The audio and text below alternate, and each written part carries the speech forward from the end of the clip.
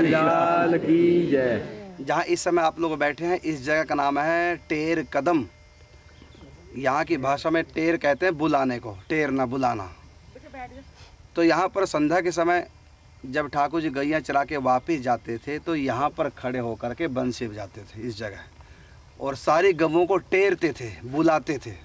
आसपास पूरे एरिया में गौएं चरती थी, और जब जाना होता तो बंसी पे, यहाँ ये सब कदम का पेड़ है, ये कदम, ये पीछे कदम है सब, तो कदम के ऊपर चढ़ के ठाकुर जी बंसी बजाते गैया का नाम ले करके। तो जो गाय नहीं भी आई तो उसका नाम लेते थे, फिर गाय आ जाती थी। तो यहाँ सब गैया इकट्ठी हो जाती है, बीच में कन्हैया और चारों तरफ गैया, और नंद गाँव में इंतजार करती है मैया, और संग में है दाऊ भैया, और सबसे बड़ा भैया। तो ये इसलिए यहाँ चारों तरफ गैया बना रखी है, ये सब गैया हैं, बीच में ठाकुर जी। तो आप लोग दर्शन कर रहे हैं टेर कदम के। बोल वृंदावन की जय।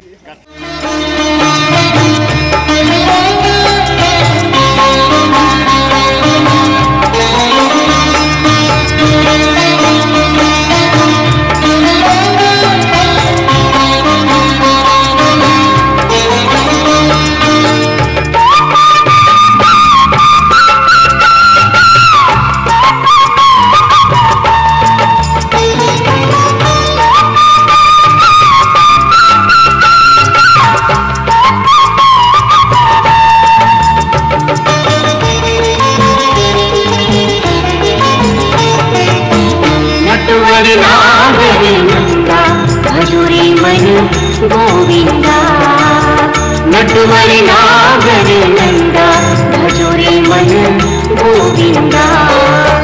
श्याम सुंदर मुख चंदा, श्याम सुंदर मुख चंदा भजोरे मन गोविंदा।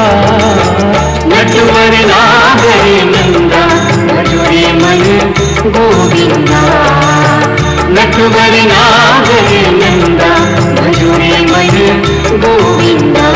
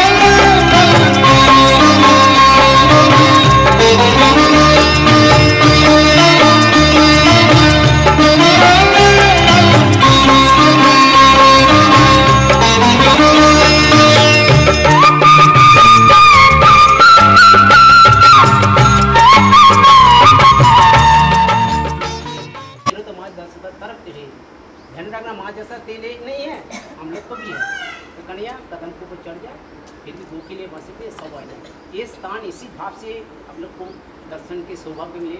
रूप सनातन के नाम सुना होगा, रूप गोस्वामी यहाँ भजन करे। जंगल एकांत स्थान है, जंगली मंगल, वनवासा न झगड़ा झांसा, ये कहावत नहीं है, सत्य वचन। आज भी आप लोग अनुभव कर रहे हो। तो क्या हो गया, सनातन गोस्वामी एक दिन आए यहाँ, भक्ति रसन सिंधु ललित मध्य विदग्ध रचना किया। ये नाटक मिलन एवं बिछुल लीला, मिलन लीला जब करे ना हराबड़ी हो जाए, और बिछुल लीला जब सूख जाए। आज भी आपके सामने दोनों लीला चल रहा है, अनुभव करें। बोले अरे बाबा क्या मामला है, इतने सहल कहाँ से आई हो? तो बात खोली तो गोपियों कह दिया, बोले इतने खेत के कोई बात नहीं है, आज तेरे दर्शन हुआ, काल पर्सन होगो, 2 दिन के बाद खूब आराम से राधारानी के बैठाना, आज तेरे सेवा करके गए। इसके बाद भाव बजाय करने के लिए आप लोग को हम लोग थोड़ा कष्ट देता हूँ, ये कथा अंतर सुने, राधारानी की कृपा प्रसाद ले। आज भी यहाँ रुचि नहीं बनते हैं हम लोग, इसी भाव बजाय के नाते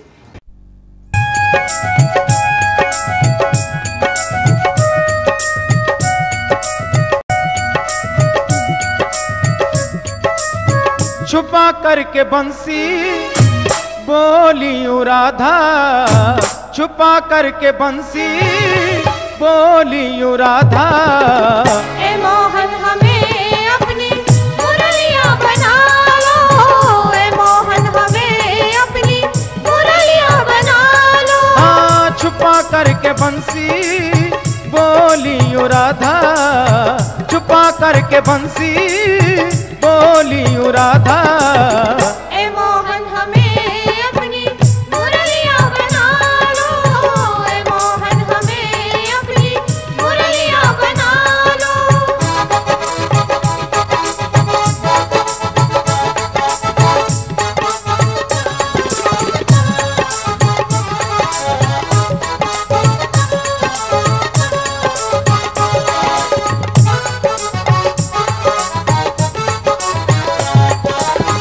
नचाओ नचूंगी, चलाओ चलूंगी, सजाओ सजूंगी, बजाओ बजूंगी। हाँ, सजाओ सजूंगी, बजाओ बजूंगी। नचाओ नचूंगी, चलाओ चलूंगी, सजाओ सजूंगी, बजाओ बजूंगी। हाँ, सजाओ सजूंगी, बजाओ बजूंगी। अपनी सी करके कमर हाथ धर के, अपनी सी करके कमर हाथ धर के। ए मोहन हमें अपनी बगल में दबा लो, ए मोहन हमें अपनी बगल में दबा लो। छुपा करके बंसी बोली राधा।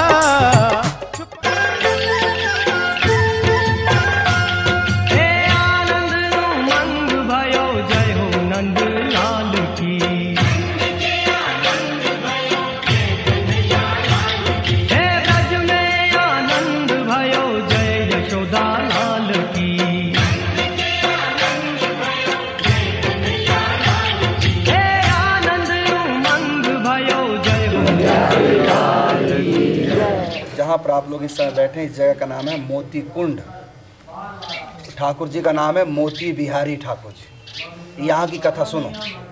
महाराज वृषभानु ने अपनी बेटी राधा जी का रिश्ता ठाकुर जी के लिए तय कर दिया। राधा कृष्ण की सगाई कर दी और सगाई में मोती भेजे, गज मुक्ता, मोती माणिक, पन्ने पुखराज, ये सब भेजे। और उसका नियम ये होता है कि लड़की की तरफ से लड़के की झोली में जितना डाला गया दुगना करके फिर वो लड़की के यहाँ जाते हैं। एक नियम है। जब नंद बाबा के यहाँ महाराज वृषभानु की तरफ से मोती आए तो घबरा गए कि दुगना करके हमको लड़की को देने पड़ेंगे राधा जी को, लेकिन हमारे पास इतने हैं नहीं। तो नंद बाबा यशोदा कहने लगे पहले गिन लो कितने हैं। और जब गिनने लगे तो ठाकुर जी ने हाथ मार दिया। चोरी की तो आदत ही है। तो मैया ने तो हाथ जुड़वा दिया, वहीं डाली सारे मोती। तो मैया ने अपनी तरफ से सारे मोती झड़वा लिए, लेकिन 2-4 छुपा गए, इतने मैया को पता न चला। मैया गिने, जो लेके आए थे नाई ब्राह्मण, उनसे पूछा, वो गिनती कुछ और बता रहे, यहाँ 5-4 कम पड़ गया। अब क्या होगा, पूरे भी वापस नहीं कर पाएंगे, दूसरे तो क्या करेंगे। तो कृष्ण ले गया होगा। कहाँ कृष्ण? तो थोड़ी देर बाद आए, बेटा तुमने मोती चुराए थे? कहा मैया चुराए तो नहीं, लेकिन लिए थे। कहाँ हैं? कहो तो मैं खेतों में बोया हूँ। कहा किस लिए? कहा आप ही मोती लगेंगे फिर। कैसे भी कहीं होता है? कहा नहीं चलो जाके देखो। तो इसी जगह ठाकुर जी ने मोती बो दिए थे, या मोती की खेती करी थी। और जब नंद बाबा यशोदा आए तो पेड़ लगे मोतियों के, झलमर झलमर झलमर। क्या ये सौराब देश से कमल उगते हैं ना, यहाँ मोती, ये सौर, यहाँ पर ठाकुर जी ने मोती की खेती करी, इसलिए इस जगह का नाम पड़ गया मोती कुंड। मोती कुंड। और ठाकुर जी का नाम पड़ गया मोती बिहारी। जैसे कमल होते हैं तालाब में, ऐसे यहाँ पर ठाकुर जी ने मोतियों की खेती करी। नंद बाबा यशोदा के देखते झलमर झलमर झलमर। क्या नहीं कर सकते भगवान। सीता जी धरती से पैदा हो सकती है। सीता जी धरती से, ये भगवान के लिए। इसलिए कोई ये ना सोचे कि मोतियों को भी कहीं पेड़ होते हैं।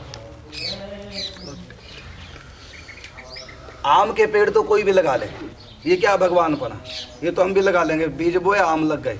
लेकिन मोती बोए और मोती लग जाए ये काम आदमी नहीं कर सकता। इसलिए बीच बीच में भगवान ऐसी लीला करते हैं कि जो भगवान ही कर सकता है, कोई और कर नहीं सकता। उन लीलाओं में एक लीला है मोतियों की खेती।